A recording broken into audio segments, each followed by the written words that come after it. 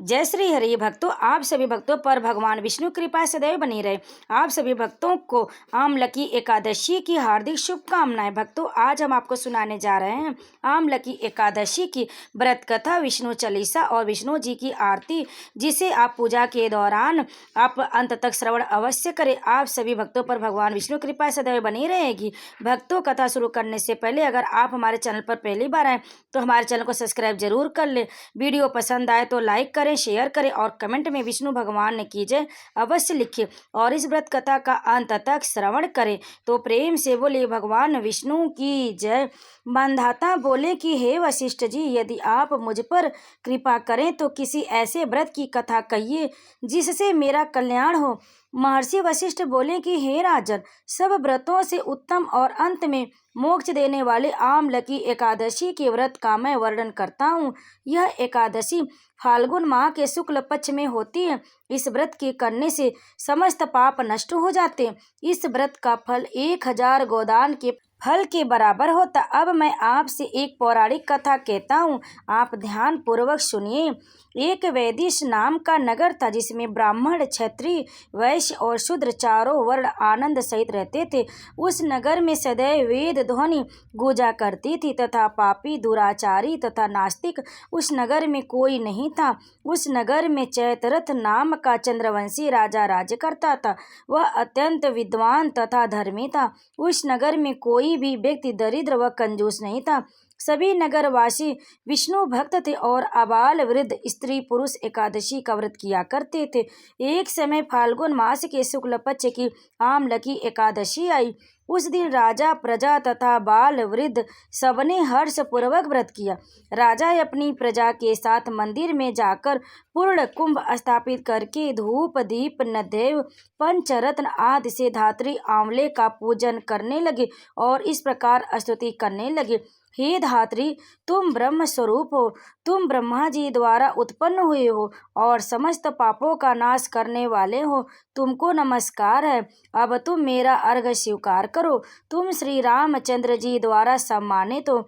मैं आपकी प्रार्थना करता हूँ, अतः आप मेरे समस्त पापों का नाश करो। उस मंदिर में सबने रात्रि को जागरण किया।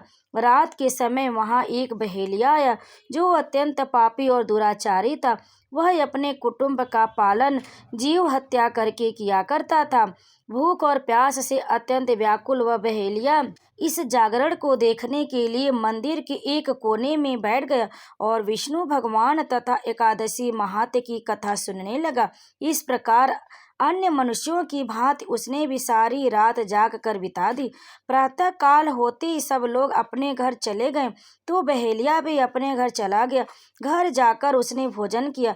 कुछ समय बीतने के पश्चात उस बहेलिये की मृत्यु हो गई। मगर उस आमलकी एकादशी के व्रत तथा जागरण से उसने राजा विदुरथ के घर जन्म लिया। उसका नाम वसुरथ रखा गया। युवा होने पर वह चतुरंगिनी सेना के साथ तथा धन धान्य से युक्त होकर 10,000 ग्रामों का पालन करने लगा। वह तेज में सूर्य के समान, कांति में चंद्रमा के समान, वीरता में भगवान विष्णु के समान और क्षमा में पृथ्वी के समान था। वह अत्यंत धार्मिक, सत्यवादी, कर्मवीर और विष्णु भक्त था। वह प्रजा का समान भाव से पालन करता था। दान देना उसका नित्य कर्तव्य था। एक दिन राजा शिकार खेलने के लिए गया। देव योग से वह मार्ग भूल गया और दिशा ज्ञान न रहने के कारण उसी वन में एक वृक्ष के नीचे सो गया। थोड़ी देर बाद पहाड़ी मल्लेच्छ वहां पर आ गए और राजा को अकेला देखकर मारो मारो शब्द करते हुए राजा की ओर दौड़े। मल्लेच्छ कहने लगे कि इसी दुष्ट राजा ने हमारे माता पिता, पुत्र पौत्र आदि अनेक संबंधियों को मारा है तथा देश से निकाल दिया है, अतः इसको अवश्य मारना चाहिए। ऐसा कहकर वे मल्लेच्छ उस राजा को मारने दौड़े और अनेक प्रकार के अस्त्र शस्त्र उनके ऊपर फेंके। वे सब अस्त्र शस्त्र राजा के शरीर पर गिरते ही नष्ट हो जाते और उनका वार पुष्प के समान प्रतीत होता। अब उन मल्लेच्छों के अस्त्र शस्त्र उल्टा उन्हीं पर प्रहार करने लगे, जिससे वे मूर्छित होकर गिरने लगे। उसी समय राजा के शरीर से एक दिव्य स्त्री उत्पन्न हुई। वह स्त्री अत्यंत सुंदर होते हुए भी उसकी भ्रुकुटी टेढ़ी थी।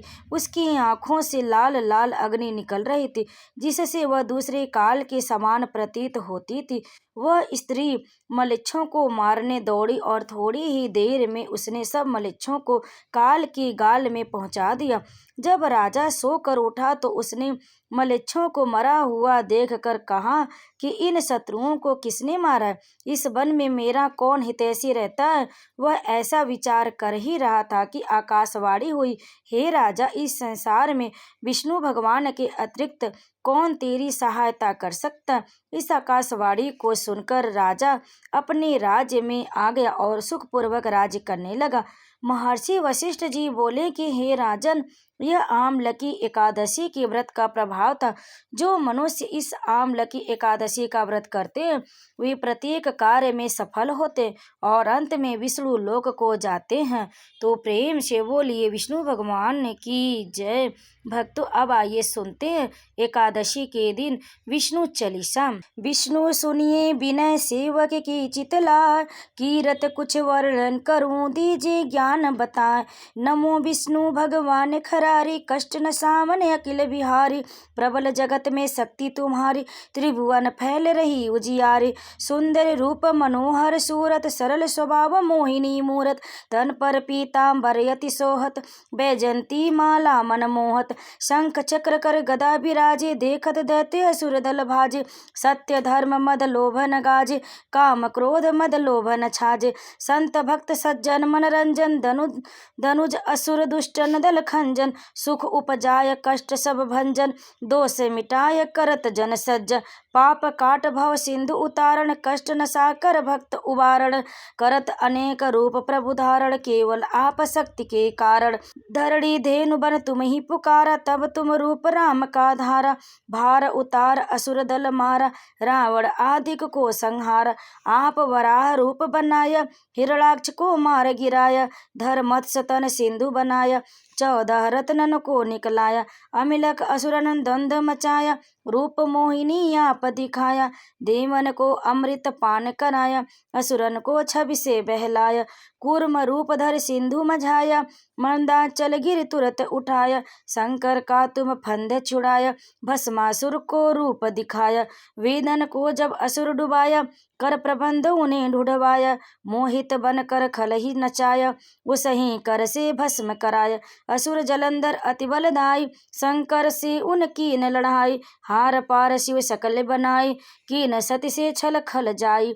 सुमिरन कीन तुम्हें शिवरानी, बतलाई सब विपत कहानी। तब तुम बने मुनीश्वर ज्ञानी, वृंदा की सब सुरति भुलानी।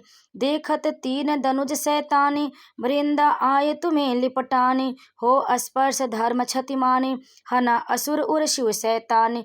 तुमने ध्रुव प्रहलाद उबारे, हिरणाकुश आदि खल मारे।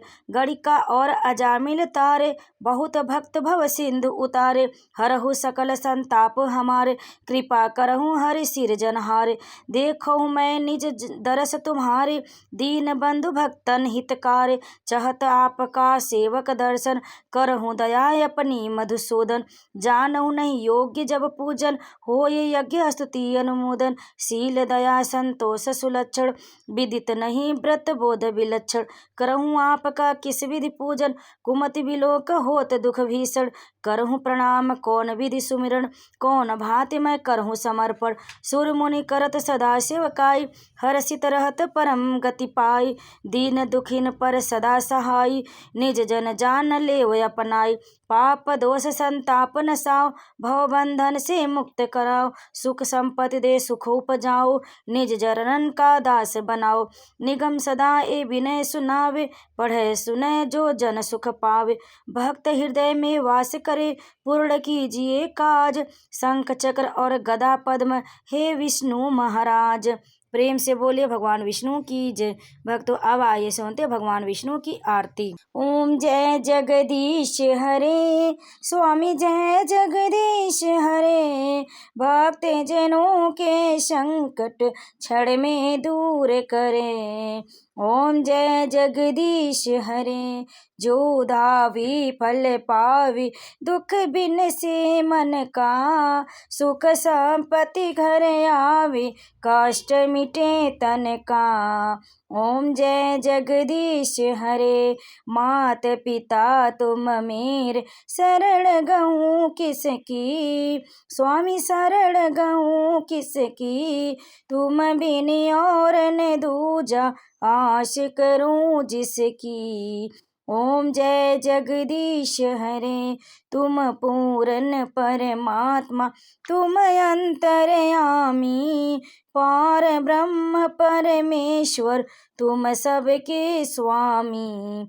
ओम जय जगदीश हरे। तुम करुणा के सागर, तुम पालन करता, मैं मूर्ख खल कामी, कृपा करो भरता। ओम जय जगदीश हरे।